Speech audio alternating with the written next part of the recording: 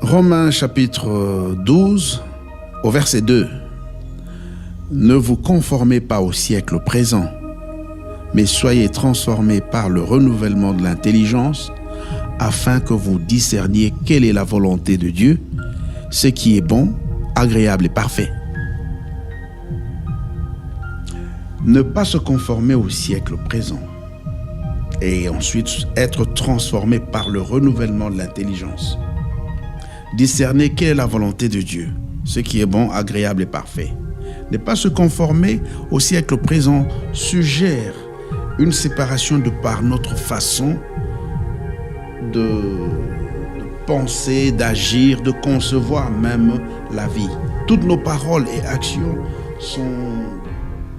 tirent leur impulsion de la parole de Dieu. Ça transforme notre façon de concevoir ce monde. C'est la pensée de se sacrifier aussi. Une mise à part, de se disposer entre les mains de Dieu comme un instrument qu'il choisira d'utiliser comme il le voudra. Et par la qualité de notre moralité, ça compte. Et notre moralité doit faire transparaître la vie de Jésus. Nous sommes transformés en son image. Donc il y a là, on nous suggère d'abandonner notre façon charnelle, terrestre, de concevoir les choses, mais nous concevons maintenant la vie par rapport à la nouvelle naissance, à la nouvelle vie que nous avons reçue en Jésus-Christ. Le renouvellement de l'intelligence est une action permanente et continue. Ça commence par un changement dans la conception, dans la perception même de la vie, dans la perception de ce monde.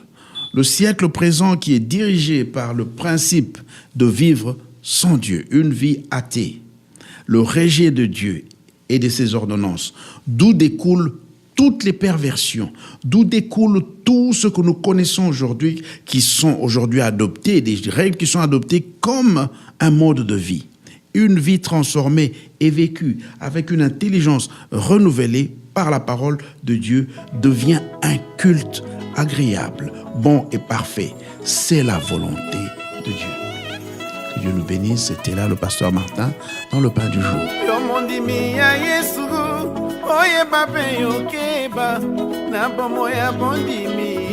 Basi mingi minyoko kofinga pe kotongo bakomona yo zoba ebongi yo bosana te mboka na yo likolo